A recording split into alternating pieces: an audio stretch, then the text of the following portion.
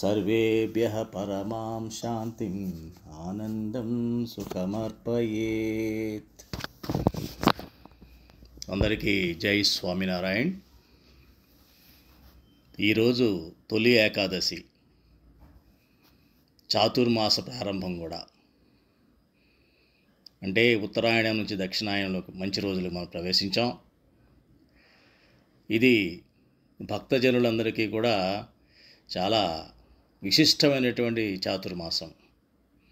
అంటే భగవంతుని ఎడల మన భక్తిని చాటుకోవడానికి చేయాల్సినటువంటి అన్ని సాధనాలని కూడా మనం వినియోగించుకోవాల్సినటువంటి మంచి తరుణం. ఇటువంటి మంచి తరుణంలో ఈరోజు మనం ఏకాంతిక ధర్మం గురించి తెలుసుకుందాం. ఏకాంతిక భక్తి, ఏకాంతిక ధర్మం అంటే ఏమిటో మనం వచనామృతం గధడ 21వ ప్రకరణం ద్వారా తెలుసుకుందాం. మన జీవితంలో అందరికీ సుఖం కావాలి, ఆనందం కావాలి, శాంతి కావాలి అనిపించడం సహజం. దాన్ని సాధ్యం చేసుకోవడం కోసం మనం ఏం చేస్తామంటే ఒక సానుకూలత ద్వారా సాధించాలి అనుకుంటాం. అంటే ఏంటి? ఇతరులకు మంచి చేయడం, ఇతరుల మన్నన పొందడం, వారి ప్రసన్నత ద్వారా మనం ఈ పైన చెప్పినటువంటి సుఖ, శాంతి, ఆనందాన్ని పొందాలని లౌకికంగా మనం ప్రయత్నిస్తూనే ఉంటాం. అది సహజమైనటువంటి విషయం. మనం ప్రాక్టికల్గా చూస్తే ఆఫీస్లో బాస్ని ప్రసన్న చేసుకోవాలని ప్రయత్నిస్తాం. భార్యాభర్తల మధ్య కూడా ప్రేమానురాగాల ద్వారా ప్రసన్నత కోసం ప్రయత్నిస్తాం. అట్లాగే పిల్లలు, సంతానం, తల్లిదండ్రుల మధ్య కూడా ప్రయత్నిస్తూ ఉంటాం. ఒకళ్ళొకళ్ళు అనుకూలంగా ఉండాలని, ఒకళ్ళొకళ్ళు ప్రసన్నత చేసుకోవాలని. అలాగే అన్నదమ్ములు, అన్నా చెల్లెళ్ళు, ఇకపోతే లోకల్గా ఉన్నటువంటి రాజకీయ నాయకులు, వీరందరితో కూడా మనం సఖ్యతగా ఉండాలి, మంచిగా ఉండాలి, వాళ్ళు ప్రసన్నం చేసుకోవాలని తాపత్రయం ప్రతి రోజు మనకు కనిపిస్తూ ఉంటుంది. దానికి కారణం శాంతి, సుఖం, ఆనందం ఇప్పుడు అనుక్షణం మనం అనుభవించాలన్నటువంటి లక్ష్యంతో. ఇది మంచిదే. కానీ అందరినీ అన్ని వేళలా అన్ని రకాలుగా ఒకేసారి ప్రసన్నం చేసుకోవడం అన్నది కష్టతరం. ఒకవేళ అందరూ ఎక్స్పెక్ట్ అయ్యి మనం ఆ పని చేసినా కూడా అది శాశ్వతంగా అయితే మనకి ఉండదు. అది చాలా అశాశ్వతం. అంటే మనం ఆ క్రమంలో మనల్ని మనం ఎంతో కోల్పోతూ ఉంటాం. ఈ రకంగా మన జీవితమే కోల్పోతాం. జీవితం అంతా చేస్తూనే ఉంటాం, కానీ మనకు తెలియకుండానే మన ఎలాగైతే నీళ్ళు గుప్పిట్లో పట్టుకున్న ట్రై చేస్తే ఎలాగైతే జారిపోతాయో, అదే రకంగా మన జీవితం అంతా కూడా ఇదే క్రమంలో, ఇదే ఆరాటంలో, ఇదే సాధనలో మనకి గడిచిపోతూ ఉంటుంది. చివరికి నేను వారి కోసం త్యాగం చేశాను, అయినా కూడా నాకు మనసులో శాంతి లేకుండా పోయింది, సుఖం లేదు, ఆనందం లేదు అన్నటువంటి వాపోతూ ఉంటాం. శాశ్వతంగా రాలేదే అటువంటి ఆనందం అని వాపోతూ ఉంటాం. ఇలా జీవితం అంతా గడిచిపోతుంది. మరి దీనికి తరుణోపాయం లేదంటారా? ఉంది. అది భగవంతుడు గుణాతీత సత్పురుషుని ఎడల, గుణాతీత సత్పురుష సంతిని కనుక ప్రసన్నం చేసుకోవడం ద్వారా మనకి శాశ్వతమైన శాంతి ఈ లోకంలోనూ వస్తుంది, అలాగే పరలోకంలో కూడా అదే కంటిన్యూ అవుతుంది. ఇది మనం గమనించాల్సింది. మరి దానికి ఉపాయం, ఆ ఉపాయాన్ని సాధించడానికి కావలసినటువంటి సాధనాలు, ఇవన్నీ కూడా మనకి భగవాన్ స్వామినారాయణ ప్రబోధించినటువంటి వచనామృతంలో గధడ ప్రథమంలో 21వ ప్రకరణంలో భగవాన్ స్వామినారాయణ ఈ విషయాన్ని మనకి చాలా విపులంగా చెప్పారు. అదేంటో చూద్దాం. స్వామినారాయణ హరే, స్వామినారాయణ హరే. వచనామృతం 21. విక్రమశకం 1876వ సంవత్సరం పుష్యమాసం శుక్లపక్షం తదియ, అనగా 20 డిసెంబర్ మంగళవారం 1819వ సంవత్సరం శ్రీజీ మహారాజ్ శ్రీగదడాలోని దాదాఖాచ రాజభవనంలో సాయంకాలం వేళ తూర్పు ద్వారం గది వరండాలో విరాజమానులై ఉన్నారు. వారు నల్ల అంచుకల తెల్లని ధోవతిని కట్టుకున్నారు. తెల్లని శాలువా కప్పుకున్నారు. తలపై తెల్లని పాగా చుట్టుకున్నారు. వారు తూర్పు దిక్కుకు తిరిగి కూర్చుండి ఉన్నారు. వారి సమక్షంలో సాధువులు కీర్తనలు ఆలపిస్తున్నారు. వారి ముఖార విందం చెంత మునులు, విభిన్న ప్రాంతాల హరిభక్తులు సమావేశమైనారు. శ్రీజీ మహారాజ్ అందరినీ మౌనంగా ఉండమని ఆదేశించి, అందరూ వినండి, మేము ఒక విషయం చెబుతాము అని అన్నారు. భగవంతుణ్ణి పరిపూర్ణంగా ప్రసన్నం చేసుకోవాలనుకునే హరిభక్తులకు ఒక ఉపాయం చెబుతాం. వర్ణాశ్రమ ధర్మం పట్ల అచంచలమైన నిష్ఠ, అత్యంత దృఢమైన ఆత్మనిష్ట, భగవంతుని పట్ల తప్ప ఇతర విషయాల ఎడల విరక్తి ఆర్ వైరాగ్యం, భగవంతుని పట్ల నిష్కామ భక్తి, ఈ 4 భగవంతుని ప్రసన్నం చేసుకోవడానికి సాధనాలు. ఈ 4 సాధనాలను ఏకాంతిక ధర్మం అని కూడా అంటారు. ఇటువంటి ఏకాంతిక భక్తి గలవారు మన సత్సంగంలో ఎందరో ఉన్నారు అని కూడా భగవాన్ స్వామినారాయణ ఇది స్వామినారాయణ వచనామృతం 21 అని చెప్పడం జరిగింది. అంటే దీని విపులంగా మనం చూస్తే ఇప్పుడు ఏం చెప్తున్నారు ఈ వచనామృతంలో అంటే, పరస్పరం సంబంధం ఉన్న 2 విషయాల గురించి మనకి ఇందులో చెప్పారు. రెండిటికి సంబంధం ఉంది, ఆ సంబంధం పరస్పరం ఉంది. ఆ 2 విషయాలు ఏమిటి అంటే, ఒకటి భగవంతుడి పూర్ణ ప్రసన్నత, అత్యంత ప్రసన్నత తెచ్చుకోవాలంటే ఒక ఉపాయం ఉంది అన్నారు. అందులో భాగంగా 4 సాధనాల సమాయుక్తమైనటువంటి ఏకాంతిక ధర్మం. ఏకాంతిక ధర్మం అనేది ఒకటే ఉపాయం. అందులో 4 సాధనాలు ఇమిడి ఉన్నాయి. ఆ 4 సాధనాలు సమాయుక్తమై ఉన్నాయి. వాటిని గురించి మనం అంటే మనకి చూడండి, ఎన్ని మంచి ఉపాయాలు ఉన్నా కూడా సరే బాగుంది ఉపాయం మనకు దొరికింది అని మనం సంతోషపడవచ్చు. స్వామి మనకి చాలా డైరెక్ట్గా చెప్పారు, ఉపాయాలు చెప్పారు అనుకోవచ్చు. కానీ ఎంత మంచి ఉపాయాలు ఉన్నా మనకి భగవంతుడి ఎడల పూర్ణ ప్రసన్నత కావాలి అనే దృఢమైన కోరిక లేదనుకోండి, ఉపయోగం లేదు. ఉపాయం ఉంది కానీ ఉపయోగం లేకుండా పోయింది. కారణం ఏంటి? మనలో భగవంతుని పూర్ణ ప్రసన్నత నేను చేసుకోవాలి, పొందాలి అనేటువంటి దృఢమైన కోరిక మనలో ఉండాలి. ఎందుకంటే ఎంత మహత్కార్యానికైనా బీజం కోరిక, ఎంత పెద్ద మర్రి చెట్టుకైనా బీజం ఒక చిన్న విత్తనం. కాబట్టి మన ధ్యేయం, మరి ఈ కోరిక రావాలంటే ఎట్లాగా, మన ధ్యేయం ఏంటో మన లక్ష్యం ఏంటో అన్న దాంట్లో స్పష్టత ఉండాలి. అంటే స్పష్టత అంటే ఎందుకు భగవంతుని ప్రసన్నత నాకు ఎందుకు అవసరం అన్న దాంట్లో స్పష్టత ఉండాలి. స్పష్టత ఉన్న తర్వాత ఎంత కష్టం అనిపించినా ఆ లక్ష్యం నుంచి నేను మరలిపోను అనే దృఢత ఉండాలి.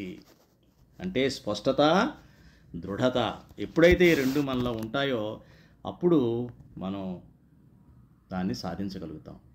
ఉదాహరణకి తీసుకున్నట్లయితే మనకు తెలుసు అందరికీ, చాలా చిన్నవాడు బాలుడు ఒక చక్రవర్తికి, ముల్లోకాలకి అధిపతి అయినటువంటి ఒక తండ్రికి కొడుకు అయి కూడా భగవంతుని ప్రసన్నత కోసం ఎన్ని కష్టాలు పడ్డాడో, ఎన్ని బాధలు కూర్చుకున్నాడో. ఇక నేను పేరు చెప్పక్కర్లా, మీ అందరికీ తెలుసు. మరెవరో కాదు, ప్రహ్లాదుడు.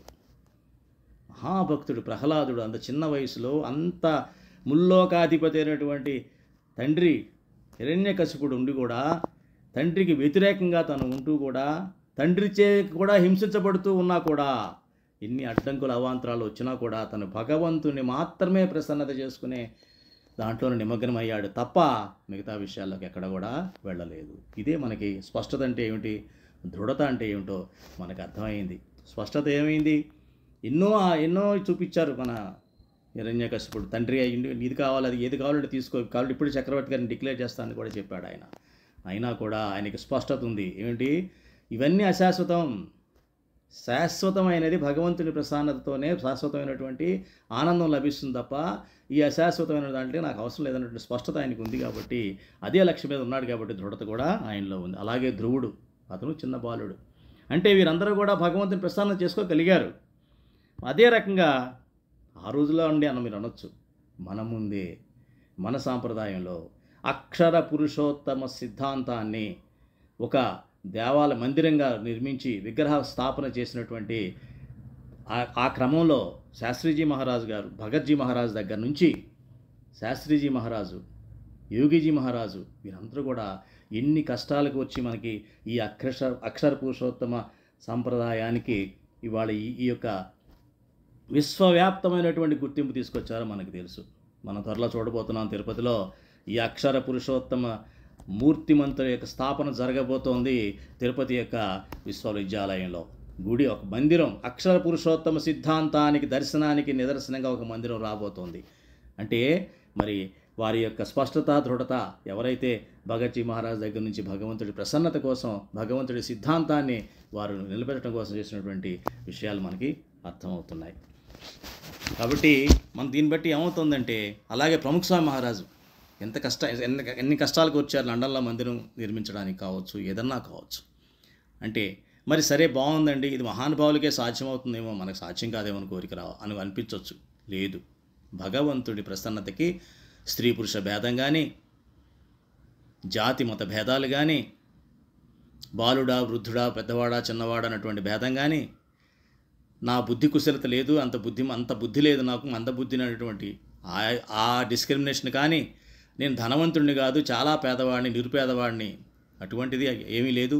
అలాగే నాకు అధికారం లాంటి పెద్ద పెద్ద పోస్టులో నేను లేను, నా మాట ఎవరు వినరు, నాదంటూ ఏమీ లేదు, నాకు నేనే చాలా దీనస్థితిలో ఉన్నాను అని అనుకుంటున్నావా?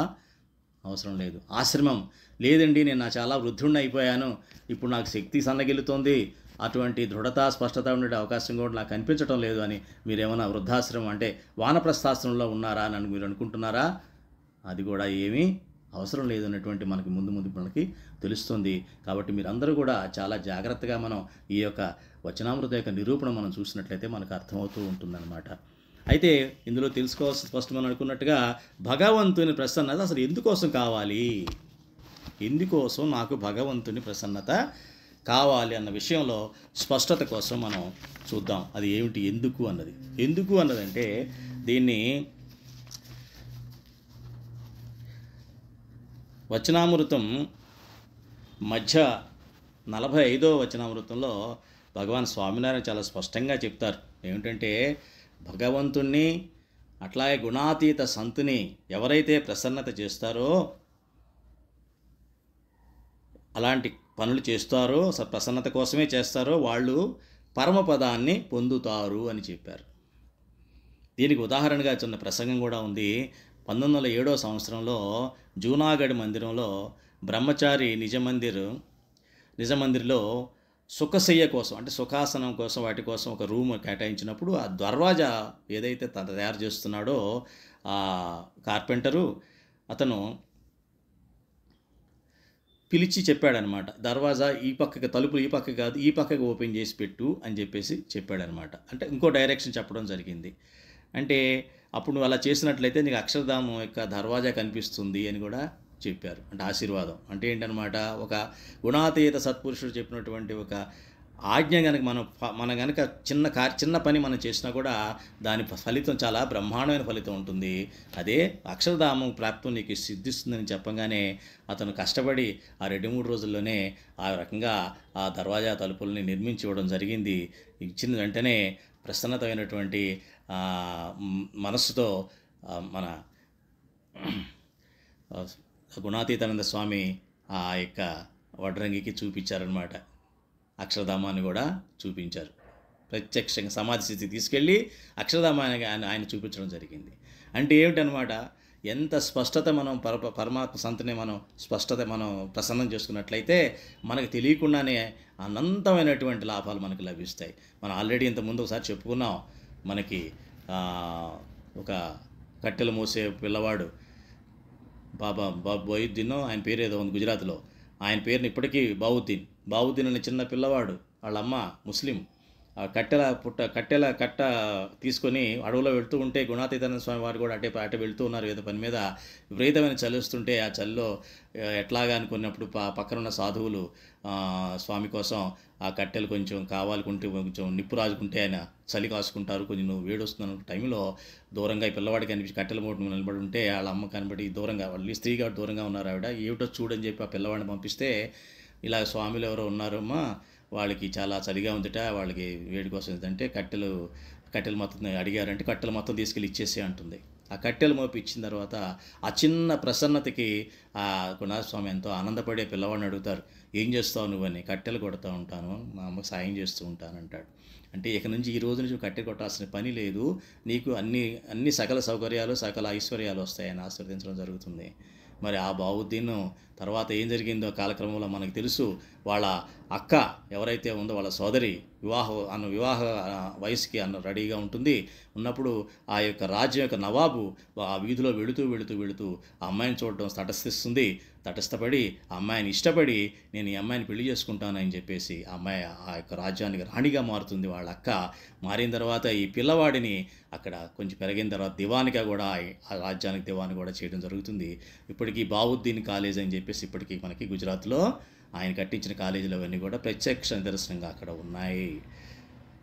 అంటే ఏంటి, నేను సామాన్యుని మనం అనుకున్న చిన్న పిల్లవాడికి కూడా ప్రసన్నత ఎప్పుడైతే లభించిందో అమోఘమైనటువంటి ఫలితం, శాశ్వత ఆనందం ఉండే ఫలితాలు వస్తాయన్న విషయం మనకు నిరూపణ అయిందనమాట. అంటే అలాగే ప్రముఖ స్వామి మహారాజు 1987లో మొంబాసాలో ఉన్నప్పుడు ఆయన దగ్గర ఒక అసిస్టెంట్ సాధువు ఉన్నారు కదా, ఆయన ఒక చిన్న ప్రసంగం చెప్పారనమాట. స్వామి, మన 1987లో బొచాసంలో క్యాటిల్ క్యాంప్ పెట్టాం మనం. అంటే క్యాటిల్ క్యాంప్ అంటే పశువులకి అప్పుడు నీళ్లు అవి లేక కరువు కాటకాలు వచ్చినప్పుడు ఆ క్యాటిల్ని తీసుకొచ్చి వీళ్ళందరూ సాకడం జరిగిందనమాట. అలా పెద్ద క్యాంప్ నిర్వహించినప్పుడు ఆ ఊళ్ళో ఆ యొక్క స్టేట్లో ఉన్నటువంటి టెలిఫోన్ పెద్ద ఆఫీసర్ ఒక ఆయన చూసినప్పుడు చాలా ఆనందపడి, పశువులకు కూడా ఇంత కేర్ తీసుకుంటున్నారని చెప్పి చాలా ఆనందపడి ఉన్నప్పుడు ఆ మాటల్లో మన యొక్క మందిరానికి, బొచాసంలో ఉన్న మందిరానికి ఎస్టీడీ కనెక్షన్ లేదు అనే విషయం తెలిసి ఆయన తక్షణం ఆ ఎస్టీడీ కనెక్షన్ ఇప్పించడం జరిగిందని చెప్పడం జరిగిందనమాట. అప్పుడు ప్రముఖ స్వామి మహారాజు ఏమన్నారో తెలుసా? అది మహానుభావుల యొక్క వాక్యాలు అలా ఉంటాయి, మన వేరేలా ఉంటాయి ఆలోచనలు. చూసావా, ఒక మానవ మాత్రుడిని మనం ప్రసన్నం చేసుకుంటేనే ఇంత లాభం జరిగితే ఎప్పటి నుంచో ట్రై చేస్తున్నారు ఎస్టీడీ కనెక్షన్కి అవ్వాలా, కానీ ఒక్కసారి అలా ప్రసన్నం అయ్యాడు, అతనికి అయ్యిందనమాట. అనేటప్పటికీ ఆయన అన్నారన్నమాట, మరి మనం భగవంతుని ప్రసన్నం చేసుకుంటే అక్షరధామకి ఎస్టీడీ కనెక్షన్ అయిపోతుంది అని చెప్పారు. చూడండి, సూక్ష్మంలో మోక్షం చూడడం అంటారు దీన్నే. సూక్ష్మంలో ధర్మ సూక్ష్మాన్ని గ్రహించాలి మనం చేసే ప్రతి పనిలో. దానికి ఉదాహరణ, మనం ఏదో చిన్న పని కదా అనుకున్నాం, కానీ దానివలన ఫలితం ఎంత పెద్దదో ప్రముఖ స్వామి మహారాజ్ వారి యొక్క మాటల్లోనే మనకు ఆశీర్వాద వచనాల కింద ఇవ్వడం జరిగిందనమాట. మరి ఈ ప్రసన్నాత్మకి ఈ ప్రసన్నత చేసుకోవడానికి మనం ఉపాయాలు ఏమిటి? అదేమిటండి, మేము కూడా భగవంతుని ప్రసన్నం చేసుకోవడం చాలా చేస్తున్నాం కదా, మనం అందరం అంటూ ఉంటాం. ఏమిటి? పూజలు చేస్తాం, తపస్సు చేస్తాం, దాన ధర్మాలు చేస్తాం, యజ్ఞాలు చేస్తాం, తీర్థయాత్రలు చేస్తున్నాం, ధ్యానం చేస్తాం. కొంతమంది హిమాలయాలకు కూడా వెళ్ళి తపస్సు చేస్తూ ఉంటారు. అలాగే కీర్తనలు, భజనలు పాడడం చేస్తూనే ఉంటాం. ఇలాంటి ఏకాదశి వ్రతాలు ఎన్నో చేస్తూ ఉంటాం, యజ్ఞాలు యాగాలు ఎన్నో చేసాం, ఇవన్నీ చేస్తూ ఉంటాం కదా, మంచియే. కానీ అందులో చిన్న లోపం ఉంది. ఇన్ని చేస్తున్నా మనకి పూర్తి శాశ్వతమైన శాంతి వచ్చిందా? రావటం లేదు. కారణం ఏమిటి అంటే అందులో ఏదో లోపం ఉంది. ఏం లోపం వచ్చే అవకాశాలు ఎక్కువగా ఉంటాయి. ఎందుకని? మనం తోచినప్పుడు చేయడమో, తోచినట్టు చేయడమో, అసంబద్ధంగా చేయడమో, అంటే మన మనస్సు చెప్పినట్టుగా మనం చేస్తున్నాం, కానీ ఒక క్రమబద్ధంగా, నియమబద్ధంగా, మన భగవంతుడు చెప్పింది లేకపోతే గుణాతీత సత్పురుషుడు చెప్పినటువంటి ఆజ్ఞ ప్రకారంగా మనం ఏమీ చేయటం లేదు. కాబట్టి అందులో లోపం ఉండొచ్చు. లేదు, పక్క వాళ్ళతో పోల్చుకొని, వీళ్ళతో పోల్చుకొని నేను చాలా చేసేసినటువంటి అహంభావం కూడా నాలో వచ్చి ఉండొచ్చు. అప్పుడు మనలో ఉన్న శాంతి అన్నది, మనసులో శాంతి వచ్చే అవకాశం ఉండదు, దోషమే వస్తుంది. దీనికి ఉపాయం భగవాన్ స్వామినారాయణ చెప్పారు. ఈ దోషం రాకుండా భగవంతుని డైరెక్ట్గా ప్రసన్నత చేసుకునే ఉపాయం ఇప్పుడు మనం అసలు దాంట్లోకి వచ్చేసామండి. అది ఏమిటి? రెడీగా ఉన్నారనుకుంటా అందరూ. భగవంతుని మాహాత్మ్య సహితంగా భక్తి చేసేటువంటి కార్యం చేయాలి. మన భక్తి ఎట్లా ఉండాలి? భగవంతుడి మహాత్మ్యంతో సహితంగా మన భావంలో ఉంటూ గనక మనం చేసినట్లయితే పైన పేర్కొన్న విఘ్నాలు మనకి రావు. శాశ్వతమైనటువంటి ఆనందం, సుఖం వస్తుంది. భగవంతుని ప్రసన్నత ఒక్కటే మనలో ఉంటుంది కాబట్టి. మరి అటువంటి భక్తికి సాధనాలు ఏమిటి? ఏం చేయాలి నేను దానికి? అది కదా మనం ముఖ్యం కావాల్సింది. మనం మానవ మాత్రం భావంతో అన్ని పనులు చేయలేం. త్రేతాయుగంలో అయితే తలుచుకుంటే అన్నీ అయిపోయాయి. కల్పవృక్షం ఉంటే కల్పవృక్ష దగ్గర నిలబడితే మనం ఏది కోరుకుంటే అవి ఇచ్చేసేయి. మనం త్రేతాయుగంలో లేము, ద్వాపరయుగంలో లేము, కలియుగంలో ఉన్నాం. కలియుగంలో కూడా దారుణమైన పరిస్థితుల్లో మనం ఉన్నాం. మానవ మాత్రలో మనం ఏం చేయాలి? మనం ఏదన్నా పని చెప్తే చేయగలం తప్ప మిగతాది భావయుక్తంగా చేయలేనటువంటి కెపాసిటీ ఉన్నవాళ్ళు మనం కాదు. మరి ఏం చేయాలి అన్నప్పుడు స్వామినారాయణ భగవాన్ ఇందులో చెప్పారు. చూసారు కదా, వచనామృతులు చదివాం కదా ఇందాక. ఏమిటి? వర్ణాశ్రమ ధర్మం పట్ల అచంచలమైన నిష్ఠ. అంటే స్వధర్మం మీద నిష్ఠ ఉండాలి. స్వధర్మ నిష్ఠ అనేది మనకి ఉన్నదాన్ని ధర్మ సహిత భక్తి అంటారన్నమాట. స్వధర్మం అంటే ఏమిటి అంటే మనకి భగవంతుడు నిర్దేశించినటువంటి ఆచరణీయ అంశాలు, నియమాలు, ధర్మాలు అవి. ఉదాహరణకి మనకి చాలా సింపుల్గా ఇచ్చారు భగవాన్ స్వామినారాయణ ఈ సంప్రదాయంలో. చిన్న పుస్తకం శిక్షాపత్రి అని ఉంటుంది. శిక్షాపత్రిలో అన్ని రకాలైనటువంటి ధర్మాలకు సంబంధించిన అన్ని విషయాలు ఇచ్చారు. ఏ రకంగా మసులుకోవాలి మనం, బాల్యంలో ఎలా ఉండాలి, తల్లిదండ్రులు ఎలా ఉండాలి, అత్తమామలతో ఎలా ఉండాలి, లోకంలో ఎలా ఉండాలి, కుటుంబాల సభ్యుల మధ్య ఎట్లా ఉండాలి, భక్తి ఎలా చేయాలి, స్త్రీలైతే ఎలా ఉండాలి, పురుషులైతే ఎలా ఉండాలి, లౌకిక వ్యవహారాలు ఏ రకంగా నడపాలి, భక్తి ఎలా చేయాలి, ఇవన్నీ కూడా మనకి చెప్పడం జరిగింది. అవన్నీ కనుక మనం ఆచరించినట్లయితే దాన్ని స్వధర్మానుష్ఠానం అంటారు. గృహస్థులు చేయాల్సిన పనులు ఉన్నాయి. త్యాగాశ్రమంలో సాధువు ఏ రకంగా చేయాలన్నది అది కూడా ఇవ్వబడ్డాయి. స్త్రీలు ఏ రకంగా ఉండాలి అన్న విషయం చెప్పబడింది. ఇవన్నీ కూడా మనకి చాలా విపులంగా అందులో ఇవ్వడం జరిగింది. అంటే ఎప్పుడైతే మనం ఈ యొక్క ధర్మాన్ని ఆచరిస్తూ ఉంటామో, స్వధర్మాన్ని, దానివల్ల వచ్చే ఫలితం ఏంటో తెలుసా? నిష్కామ వ్రతం కింద మారిపోతుంది అది. భగవంతుడు ప్రియమైంది ఏంటి? భగవద్గీతలో శ్రీకృష్ణ పరమాత్మ ఏం చెప్తాడు? సకామ కర్మ కన్నా నిష్కామ కర్మే నాకు ప్రీతి. మీరు ఫలితాన్ని ఆశించకుండా చేసే ప్రతి పని నన్నే చేరుతుంది. మీరు ఫలితాన్ని ఆశించిన ఎంత పెద్ద పని అయినా కూడా అది నన్ను చేరదు. అది ఎంతవరకు వెళ్తుందంటే కొంతమంది దేవతా లోకాల వరకు వెళుతుంది. ఆ దేవతా లోకాలు మీరు చేరుకోగలుగుతారేమో కానీ అది మళ్ళీ కూడా ప్రకృతి ప్రళయంలో, అత్యాంతిక ప్రళయంలో అది కూడా నశించిపోతుంది. వాళ్ళకే ఆయుష్ ఉంటుంది, ఆ లోకాలకు కూడా ఆయుష్ ఉంటుంది. అవి కూడా భస్మం అయిపోతాయి, అవి కూడా లయమైపోతాయి. అప్పటి వరకే నువ్వు అనుభవించగలవు తప్ప నీకు శాశ్వత ఆనందం మళ్ళీ భూమి మీద నువ్వు జన్మించాల్సిందే అన్న విషయం చెప్పడం జరిగింది కదా. ఆ రకంగా నిష్కామ వ్రతం సిద్ధిస్తుంది అని దీన్ని భగవాన్ స్వామినారాయణ గదడా మధ్యమ 33వ రచనతో చెప్తారు. ఏంటంటే నిష్కామ వ్రతం పట్ల దృఢత్వం ఉన్న భక్తులు నాకు 4000 క్రోసుల దూరంలో ఉన్నా మేము వారికి దగ్గరగానే ఉంటాము. కానీ నిష్కామ వ్రతంలో దృఢత్వం లేని భక్తులు నా సమక్షంలో ఉన్నా, నా దగ్గర ఉన్నా నేను వారికి 1,00,000 క్రోసుల దూరంలో ఉంటాను అని చెప్పడం జరిగింది.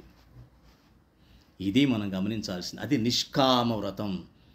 ఒకసారి ఇలాంటి నిష్కామ వ్రతంలో భాగమైనటువంటి స్వధర్మానుష్ఠానం శిక్షాపత్రి అనుసరణీయంగా మహన్స్వామి మహారాజు గారు ఇచ్చిన ఆజ్ఞల మేరకు దాని మహన్స్వామి మహారాజు ఎప్పుడు చెప్తారు? నియమధర్మాలని మీరు ఎవరైతే పాటిస్తారో వారే అక్షరధామాన్ని చేరతారన్న విషయం చెప్పడం జరిగింది.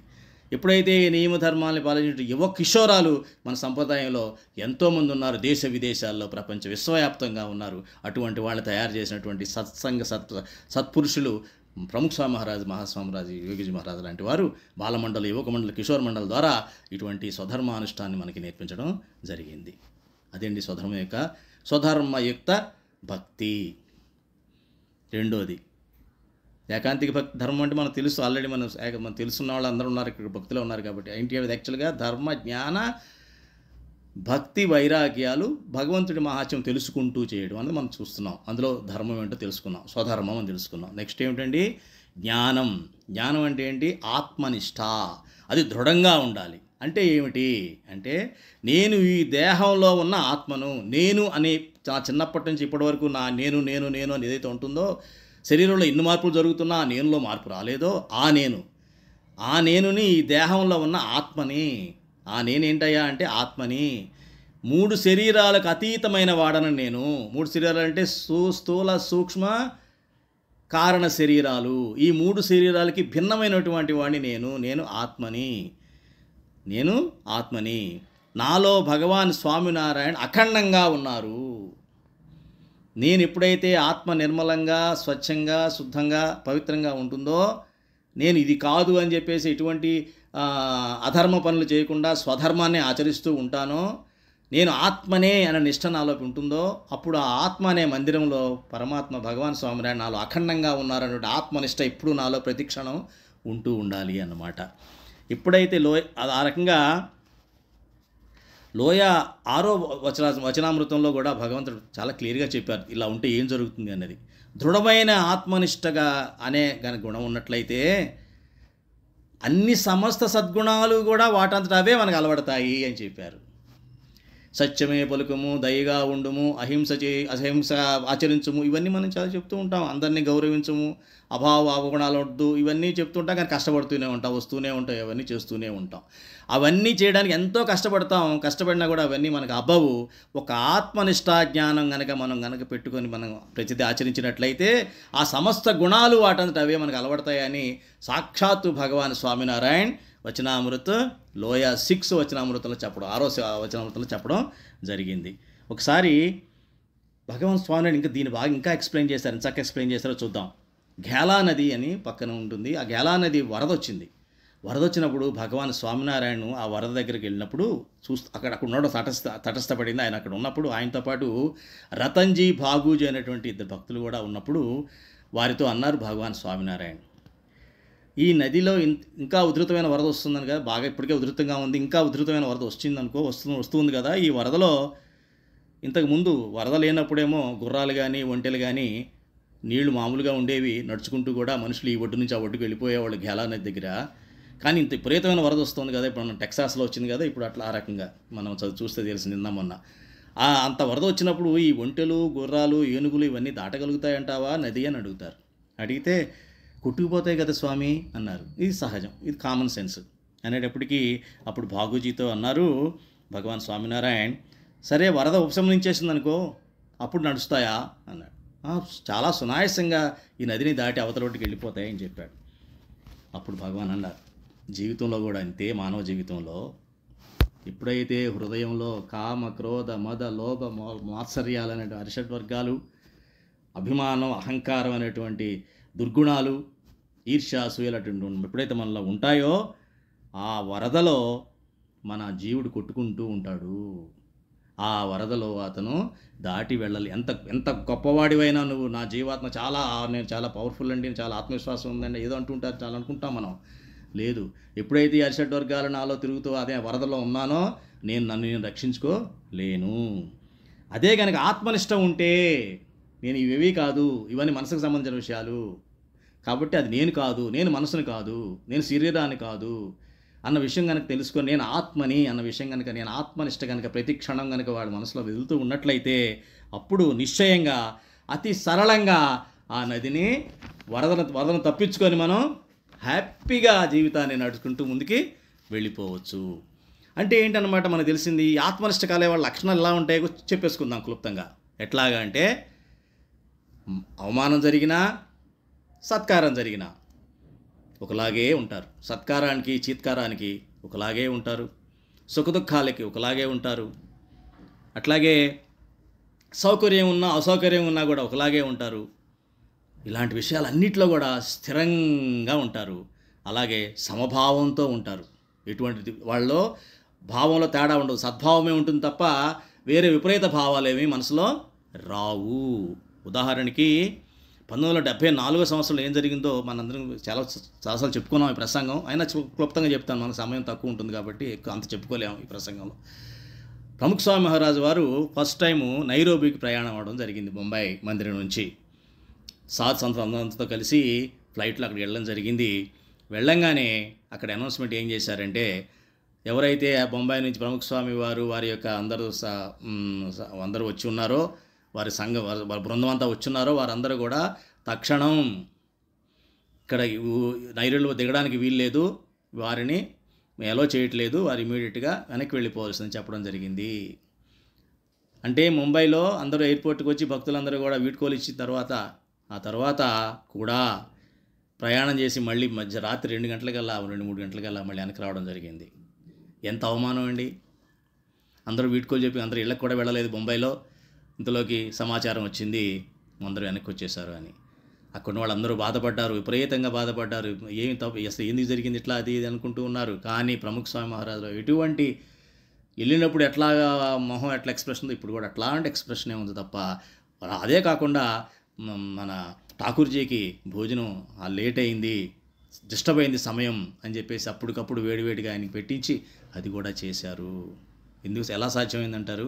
ఇది ఆత్మనిష్ఠా స్వరూపికి అది సాధ్యమైన విషయం ఉదాహరణ మనం మన సత్పురుషుల్లో చూసాం. ఇంకా మూడోది దృఢమైనటువంటి వైరాగ్యం. మూడోది ఏమిటండి? వైరాగ్యం. వైరాగ్యం అంటే భగవంతుడు తప్ప మిగిలిన వాటిపైన ఆసక్తి లేకపోవడం. భగవంతుడు తప్ప మిగిలిన వాటిపైన ఆసక్తి లేకపోవడాన్నే వైరాగ్యం అని మనం అంటాం. ఈ లోయ 17లో వచనామృతంలో చాలా చక్కగా చెప్తారు భగవాన్ స్వామినారాయణ. చాలామంది అంటారు, లేదండి నాకు భగవంతుడి భక్తి ఎక్కువ, మిగతా వాటి మీద అంత ఆసక్తి ఉండదండి, ఏదో అంటూ ఉంటారు. ఆ ఏదో అన్నదాన్ని మంచి ఉదాహరణ ఇచ్చారు ఇక్కడ. ఏం చెప్తారంటే, జీవుడు ఎప్పటి వరకు పంచ విషయాల పట్ల అనురాగం ఆసక్తి ఉంటాయో అప్పటి వరకు అవి విఘ్నాలుగానే ఉంటాయి. తుచ్చమైన విషయాల కోసం ఆఖరికి సత్సంగాన్ని, ఈ యొక్క సత్పురుషులను కూడా వాళ్ళు వదిలేస్తారు, వాళ్ళతో సంబంధాలు తెగిపోతాయి అని చెప్పడం జరిగింది. ఏమిటి?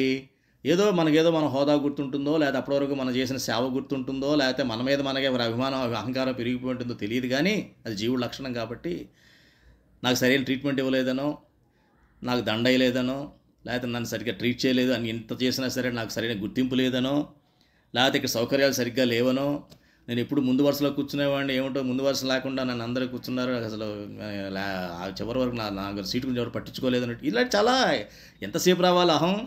ఎన్నో ఉన్నాయి ఉదాహరణలు, మనకి చివరిలో చెప్పుకుందాం, అటువంటి విషయాలు కూడా చెప్పుకుందాం. ఇలాగా మనకి ఎప్పుడైతే అనురాగం ఆసక్తి వాటిపైన భగవంతుడి మీద తప్ప మిగతా వాటి మీద ఉంటాయో మనం పతనం అయిపోతామని చెప్తూ, అలాగే ఇంకో చెప్పారు గదడా అంచ ప్రథమ వచనామృతంలో ఏం చెప్పారంటే, ఈ వైరాగ్యం అనేది దృఢంగా లేకపోతే ఏమవుతుందంటే, తనకిష్టమైన పదార్థం కనపడింది అనుకోండి, తనకిష్టమైన పదార్థం తన కనుక వచ్చినట్లు విషయం కానీ, పదార్థం కావచ్చు, విషయం కావచ్చు, మనిషి కావచ్చు, ఎవరైనా సరే కనుక తనకి తటస్థించినప్పుడు అప్పటి వరకు భగవంతుడిపై ఉన్నటువంటి ఎంత ప్రేమ ఉందో అంత ప్రేమ ఇటు డైవర్ట్ అయిపోద్ది. ఇటువైపు మనకి ఇష్టమైన విషయం మీదకి మనకి డైవర్ట్ ఆ విషయం మీదకి మళ్ళుతుంది. చూడండి, మనం అప్పటివరకు అనుకుంటాం, లేదండి నాకు భగవంతుడే ముఖ్యమండి, భగవంతుడే తప్ప నాకు దేని మీద ప్రేమ లేదని అంటాం. కానీ అనుకోకుండా మనం భగవంతుడి మీద దృఢమైనటువంటి నిష్ట ఉన్నా, ఆత్మనిష్ట ఉన్నా, వైరాగ్యం అన్నది లేకపోతే, అంటే ఆసక్తి కేవలం భగవంతుడి మీద తప్ప మిగతా విషయాల మీద ఇంతకన్నా ఎక్కువ ఆసక్తి ఉండకుండా ఉండాలన్నమాట. ఉంటే కనుక ఎప్పుడైనా మనం దిగజారిపోయి భగవంతుడిని కోల్పోయే ప్రమాదం ఉంటుంది. మాయ ఎప్పుడు ఎదురు చూస్తూ ఉంటుంది, ఎప్పుడు వీడు కోల్పోతాడా, భగవంతుడు అక్కడ కాపలా కాస్తూ ఉంటాడు, చూస్తున్నాడు, నేను వెళ్ళలేను అని చెప్పేసి అన్నట్టుగా ఉంటుంది. ఎప్పుడైతే నువ్వు క్షణం చాలు మొత్తం గ్రాప్ చేసేస్తుంది అనమాట. ఎంతసేపు పడాలని 100 అంతస్తుల మీద పడాలన్నా, 50 అంతస్తుల నుంచి పడాలన్నా ఎంతో టైం పట్టదు, క్షణంలో పడిపోవచ్చు. అబ్బాయి ఇంత ఎగిరాను కదా, కొంచెం లేట్గా పడతానేమో, అదేం ఉండదు. మొదలు పెడితే ఆ 100 అంతగా 150 అంతస్తుల నుంచి కూడా పడిపోతాడు వాడు. అది జరిగేది. దీనికి చిన్న ఉదాహరణ తీసుకుందాం. మన అందరికీ తెలిసిన ఉదాహరణే భరత మహారాజు, మీకు తెలిసి ఉంటాడు, జడభరతుడు కదా. జడభరతుడు ఏం చేశాడు పాపం, ఆయనకి భగవంతుడి మీద ప్రసన్నత చేసుకోవాలనిపించింది, ఇంకా ఈ సంసార చక్రం నుంచి బయటపడాలనిపించింది. లేదు, ఇదంతా మాయా, ఈ అశాంతి, ఈ యొక్క అశాశ్వతమైన అన్నిటి బంధాల నుంచి పక్కకి వెళ్ళిపోయి శాశ్వతమైన పరమానందాన్ని పొందాలని దృఢమైన నిర్ణయానికి వచ్చాడు. మహారాజు రాజ్యాన్ని త్యజించాడు, సపరివారాన్ని, కుటుంబాన్ని త్యజించాడు, అన్ని సౌకర్యాల్ని, ఆడంబరాలని త్యజించి అడవికి వచ్చేశాడు. అన్నిటినీ త్యాగం చేశాడు, అడవికి వచ్చాడు. బ్రహ్మాండంగా తపస్సు చేసుకుంటున్నాడు, భగవంతుడి ప్రసన్నత కోసం పాటుపడుతూ ఉన్నాడు. కానీ ఒక లేడీ మీద ప్రేమ పుట్టి ఆయనకి అది విపరీతమైపోయి, భగవంతుడు ఏ ప్రేమకి దేనికైతే స్వరూపం అనుకున్నాగా స్పష్టత ఉంది, దృఢత ఉంది. దృఢత కాస్త ఏమైంది, ఎప్పుడైతే వైరాగ్యం లేదో, ఆసక్తి ఇంకోవైపు మళ్ళిందో, ఆటోమేటిక్ భగవంతుడి మీద తప్ప ఇంకో దానికి మళ్ళిందో, ఆయనకి ఏమొచ్చింది, ప్రాప్తమైనటువంటి కర్మ ఏమిటి, ఆయన దేనికైతే ఏం చేశాడో అది లేకుండా మళ్ళీ ఆయన లేడి జన్మెత్తాల్సి వచ్చింది. ఇలాంటి ఎన్నో ఉదాహరణలు మనలో ఉంటాయి. అలాగే రావణుడి కథ మనకు తెలుసు. రావణుడి సీత మీద ఉన్నది ఏంటి? కామం. చిన్న కామం అనే దాని వలన ఆసక్తి భగవంతుడి మీద కాకుండా ఒక వేరే ఆసక్తి ఉండడం వలన రాక్షస కుల నాశనం, మొత్తం కులం నాశనం అయిపోయింది. అలాగే దుర్యోధనుడు అధికార దాహం వల్ల ఏమైంది? తన కుల నాశనం జరిగింది. అంటే వైరాగ్యం లేనప్పుడు మనకి చాలా కష్టం. అట్లాగే ప్రముఖ స్వామి అంటారనమాట. మరి ప్రముఖ స్వామి ఎన్నో దేశ విదేశాల్లో తిరిగారు, మనందరికీ తెలుసు. ఇప్పుడు దాదాపుగా 1200 మందిరాలు ఇవాళ విశ్వవ్యాప్తంగా ఉన్నాయంటే యోగిజీ మహారాజు, ప్రముఖ స్వామి మహారాజు, మహాస్వామిరాజు వారి యొక్క వారి యొక్క కృషి, ఆ కృషి ఫలితమే ఇవన్నీ కూడా. అయినా కూడా ఆయన ఏమంటారు తెలుసా? ఇన్ని దేశ విదేశాలు తిరిగినా కూడా నా యొక్క మనోవృత్తి ఎప్పుడు కూడా భగవంతుడి పాదాల మీదే ఉంటుంది తప్ప ఇది ఫ్రాన్సు, ఇది అమెరికా, ఇది ఈజిప్టు, ఇది లండను అట్లాంటి భౌతికమైనటువంటి ఎటువంటి ఆసక్తి వారికి దానికి కనిపించదు. అది మనం గమనించాల్సినటువంటి దృఢమైనటువంటి వైరాగ్యం. వైరాగ్యం అంటే అన్నీ వదిలేవని కాదు, భగవంతుని మాత్రం ఆశ్రయించు, మిగతా వదిలేమని కాదు, ఉంచు. నీలో ఆసక్తి అన్నది మటుకు, ఇంట్రెస్టు, క్యూరియాసిటీ, అది చూద్దాం పదండి, అదేదో కొత్తగా వచ్చిందంట, కొత్తది ఏదో వచ్చింది, ఈ మోడల్ మారింది, ఈ ఏంటంటే పెట్టుకున్నామంటే అట్లా మారుతూనే ఉంటుంది. మారుతున్న వెనకాల మనం ఒక ఏదంటారు చూస్తారు, మృగతృష్ణ అంటారు. మృగతృష్ణ అంటే ఎండమావి కింద వెళుతూనే ఉంటాం, నీళ్ళుంటే కనిపిస్తూ ఉంటుంది, ఆనందం ఉన్నట్టు కనిపిస్తూ ఉంటుంది, ఆ వెనకాల వెళుతూ ఉంటాం. ఇప్పటికీ అది అందదు, ఆనందం పొందడంలో వీడి జీవితాన్ని కోల్పోతాడు. అది ప్రముఖ స్వామి అన్న మాట మనకు తెలుసు. ఇప్పుడు గుర్తుపెట్టుకోవాలి, నేను దేశ విదేశాల్లో తిరిగినా నా మనోవృత్తి ఎప్పుడు కూడా భగవంతుడి పాదాల చెంతే ఉంటుంది అని చెప్పడం జరిగింది.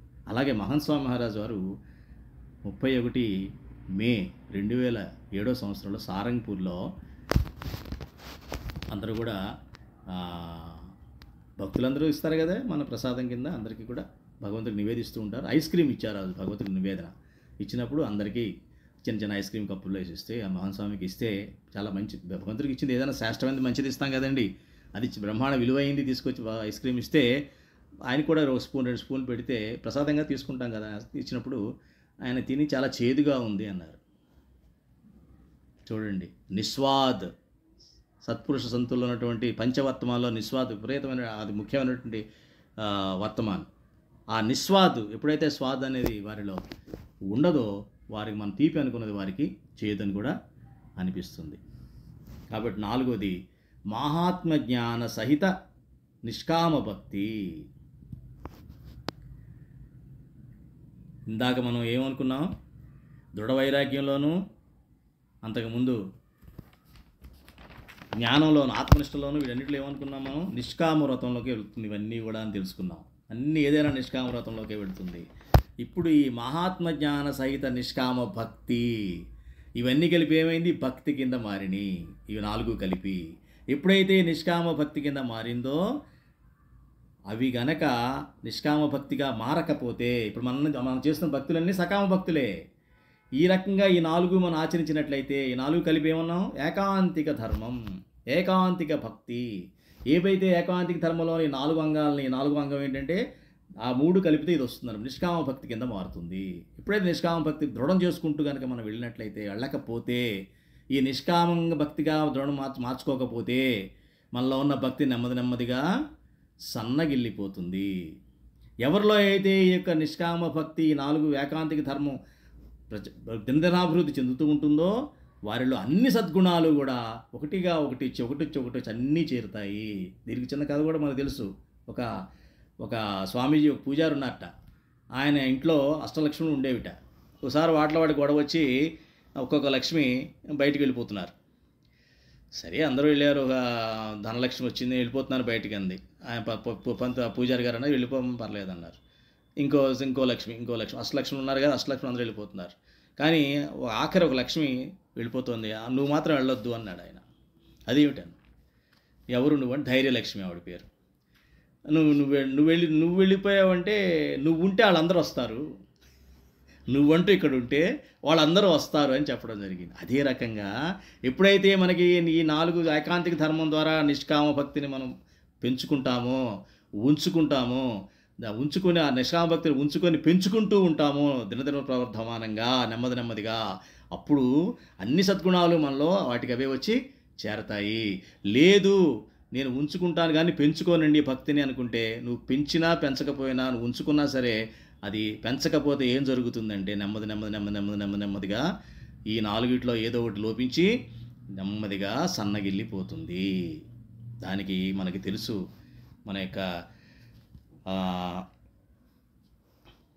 మహానుభావులు ప్రముఖ స్వామి మహారాజు వారిని మళ్ళీ ఒకసారి తలుచుకున్నట్లయితే, వారు ఇన్ని మందిరాలు కట్టినా కూడా ఎంతోమంది ఆయన్ని పెద్ద పెద్ద వేదికల మీద మీరు కాబట్టి దీన్ని కట్టించగలిగారు, వేరు ఎవరు అలా సాధ్యం కాదు, మీరు భగవంతుడు, మీరు భగవంతుడితో సమానం, మీరే గొప్పవారు, మీ వల్లే జరిగింది అన్న మాట అంటే ఆయన కళ్ళం నీళ్లు పెట్టుకునేవాళ్ళు. ఇప్పుడు ఒకటే అనేవాళ్ళు, నేను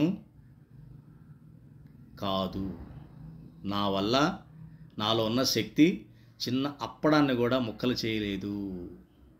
అప్పడం తెలుసు కదండి, అప్పడం ముక్కలు చేసే శక్తి కూడా నాలో లేదు అని చెప్పగలిగారు. ఇప్పటికీ చాలామంది అక్షరధామం విజిట్కి వెళ్ళినప్పుడు ఏమడుగుతారంటే, అక్కడ ఉన్న మందిరాలన్నీ చూసి, అప్పుడు కాదు అంతకుముందు అడిగేవాళ్ళు, ప్రముఖ స్వామరాజు గారు సజీవంగా ఉండగా, ఎక్కడున్నారండి ప్రముఖ స్వామరాజు గారు, ఆ బిల్డింగ్లో ఉన్నారా, ఈ బిల్డింగ్లో ఉన్నారా, ఈ బిల్డింగ్లో ఉన్నారా? మనందరికీ అలవాటు కదా, ఏదైనా సంప్రదాయంలో పెద్ద గురువు గారు ఉన్నారంటే పెద్ద బిల్డింగ్లో ఉంటాడు ఆయన, అది మనందరికీ తెలిసిన విషయం. వాళ్ళు తప్పేం లేదు, అదే రకంగా వాళ్ళు ప్రశ్నించేవాళ్ళు. కానీ ఆయన అక్కడే ఉండరు, అంత పెద్ద మందిరం కట్టించి ఎక్కడ కూడా ఆయన ఉండరు, ఆయన విచరణ చేస్తూ ఉంటారు. సాధువు చాలా సింపుల్గా సాధారణంగా ఉంటారు. ఇక్కడ జూనియర్ సాధువు ఏదైతే బట్టలు వేసుకుంటారో, ఏదైతే ఆ యొక్క సన్యాస వస్త్రాలు ధరిస్తారో అదే వస్త్రాలు ఆయన కూడా ధరిస్తారు తప్ప ఏమాత్రం తేడా ఉండదు. ఆయన ఇప్పుడు కూడా ఒకటే అన్నారు, సర్వకర్త హర్త పరమాత్మ, పరమాత్మ ప్రసన్నత చేసుకునే భక్తి ఒకటే నేను చేస్తాను, ఇంకేమీ చెయ్యను అని. ఒకసారి ఆయన అడిగారు ఇంటర్వ్యూలో, ఢిల్లీ ఇంటర్వ్యూలో, అదంతా అది ఇనాగ్రేషన్ అప్పుడు, స్వామి మీ నెక్స్ట్ ప్రాజెక్ట్ ఏంటి అని అడిగాడు ఒక ఆయన, ప్రెస్ రిపోర్టర్ పెద్ద ఆయన. ప్రాజెక్ట్ ఏం చూస్తాం కదా మనం, ఎప్పుడు అలవాటు కదా మనకంటే. మాకు ఆ ప్రాజెక్ట్ ఏమి ఉండదు, మా ప్రాజెక్ట్ ఒకటే ప్రాజెక్ట్ అన్నారు. ఏమిటి? ఈ యొక్క ఏకాంతిక భక్తి, ఏకాంతిక ధర్మం, భగవంతుడిని ప్రసన్నం చేసుకోవడం ఒకటే మేము చేసే పని, భగవంతుడి భజన ఒకటే మేము చేస్తాము అని. అది ప్రముఖ స్వామరాజు కానీ ఇప్పుడు మహాస్వామరాజు కూడా చెప్పేది అదే. మీరు నియమనిష్టల్ని నియమ ధర్మాల్ని ఫాలో అవ్వండి, ఏకాంతిక ధర్మాన్ని వదలొద్దు అని చెప్పడం జరుగుతూ ఉంది. లేకపోతే ఏం జరుగుతుందో కూడా మన యొక్క చరిత్రలో, మన సాంప్రదాయ చరిత్రలోనే మన యొక్క 3-4 భక్తులను చూసాం. ఎవరో తెలుసు మనకి, జీవా ఖాచరు, ఫాయిబా, అలియా ఖాచర్. వీళ్ళు ఎంత ఉన్నత స్థితికి వెళ్ళారంటే, భగవంతుడికి దగ్గరగా ఉన్న వ్యక్తులు. ఎంత దగ్గరగా, ఎంత కాలంగా ఉన్నారంటే అసలు మనం ఊహించలేం. అది వారి కథలు చదివితేనే తెలుస్తుంది. ఎప్పుడన్నా మనం ఈ యొక్క సత్సంగంలో పంచుకుందాం వారి యొక్క కథల్ని. వారు ఎంత ఉన్నత స్థితికి వెళ్ళారో, భగవంతునికి ఆశ్రయం ఇచ్చినటువంటి భాగ్యం వారికి కలిగింది. భగవంతునితో మాటలు కానీ, కలిసి భోజనం చేయడం కానీ, కలిసి మాట్లాడడం కానీ, వారితో భావాలను పంచుకోవడం కానీ, వారితో ఉన్నటువంటి దివ్య భావాలను కూడా వీరు చూసి, వారి లీలల్ని ప్రత్యక్షంగా చూసిన వాళ్ళు, అనుభవించిన వాళ్ళు కూడా ఒక స్థాయిలో సత్సంగాన్ని వదిలి వెళ్ళిపోవాల్సిన పరిస్థితి ఏర్పడింది. ఎంత పతనం అయిపోయి తర్వాత క్షోభపడినా కూడా వాళ్ళకి భగవాన్ స్వామినారాయణ ఈ పృథి వదిలి వెళ్ళిపోయిన తర్వాత వాళ్ళు రియలైజ్ అయినా కూడా ఉపయోగం ఏమీ ఉండదు. కాబట్టి ఈ ఏకాంతిక ధర్మాన్ని మనం ఈ 4 పార్శ్వాలు, ధర్మ, జ్ఞాన, భక్తి, నిష్కామ భక్తి, వైరాగ్యాలు, వీళ్ళని నిష్కామ వ్రతంగా మార్చుకుంటూ భగవంతుడి ప్రసన్నత కోసమే మనం గనక ఈ సత్సంగంలో ఉంటేనే అది సాధ్యం. ఎందుకంటే మనకి మోడల్ కనిపిస్తాడు. బయట ఏ పని చేసి ఏం చేస్తాం, షేర్ మార్కెట్ వాళ్ళతో కూర్చుంటే ఆయన మోడల్ ఏం చెప్తాడో అదే చేస్తూ ఉంటాం. రియల్ ఎస్టేట్ వాళ్ళతో కూర్చుంటే వాడు ఏం చెప్తే మనకి చేస్తాం. న్యాచురల్గా బయాస్ అవుతుంది మైండ్స్. అందుకని సత్సంగంలో ఉన్నట్లయితే మనకి ఇలాగ నిష్కామ భక్తి వ్రతం కూడా సాధ్యమే, శాశ్వతానందం కూడా సాధ్యమే, శాశ్వతమైన సుఖం కూడా సాధ్యమే. నేను చేయవలసిందే ఇది, మానవ జన్మ సార్థకత, కృతార్థత ఒక అనుభవం వస్తుంది. నేను మనిషి జన్మ ఎత్తిన కృతకృత్యున్నయ్యా అనేటువంటి ఒక భావన ఎప్పుడైతే నాలో వస్తుందో, అప్పుడు నన్ను నేనుగా చూసుకుంటానో భగవంతుడి యొక్క సమక్షంలో, భగవంతుడు ఎప్పుడైతే నాలో నివాసం ఉంటాడో, నాలో నేను చూసుకున్నానంటే నాలో భగవంతుడిని చూసుకుంటానని అర్థం. భగవంతుడు ఎప్పుడైతే అఖండంగా నాలో ఉంటాడో అప్పుడు మాత్రమే శాశ్వతానందం వస్తుంది తప్ప మిగతా ఇప్పుడు శాశ్వతానందం అన్నది భ్రమ, అది మృగతృష్ణ తప్ప వచ్చే అవకాశం లేదు. కాబట్టి ఏకాంతిక ధర్మం యొక్క విలువ, దానికి మహత్యం, దాని ప్రభావం, భగవంతుణ్ణి అత్యంత ప్రసన్నత చేసుకోవడంలో ఇది ఒకటే సాధనము. ఇది నిరూపించబడింది. దీని ద్వారా ఇవాళ విశ్వవ్యాప్తంగా చిన్న బాలలు, కిషోరులు, యువకులు కూడా ఇందులో కూడా గొప్పవారు అవుతున్నారంటే వాళ్ళ ఎంత ప్రపంచం పాడైపోయిందో మనకు తెలుసు. అటువంటి పాడైపోయిన ప్రపంచంలో అటువంటి మణిమాణిక్యాలు ఏకాంతిక ధర్మ సాధనలో ఉన్నారు అని చెప్తూ చాలా సంతోషిస్తున్నాను. మనందరం కూడా ఇందులో భాగస్వాములైనందుకు తొలి ఏకాదశి రోజు మీరు దీన్ని ఏకాంతిక ధర్మ వ్రతాన్ని, నిష్కామ భక్తి వ్రతాన్ని మనం తీసుకున్నట్లయితే ఈ చాతుర్మాసంలో సాధన చేద్దాం. మంచి రోజులు కాబట్టి మరి మీరందరూ కూడా భగవాన్ స్వామినారాయణ మీ అందరికీ ఆ శక్తిని, ఆ బుద్ధిని, ఆ యొక్క సత్సంగాన్ని మీకు ఇవ్వాలని, దాని ద్వారా మీరందరూ కూడా జీవితాలని ధన్యం చేసుకోవాలని కోరుకుంటూ అందరికీ ఈ అవకాశం ఇచ్చినందుకు మీ అందరికీ జై స్వామినారాయణ. బ్రహ్మభక్తులు నరసింహారావు గారు మనకి అతి అద్భుతంగా ఏకాదశి విశిష్టత, సత్పురుషుడు ద్వారా మనము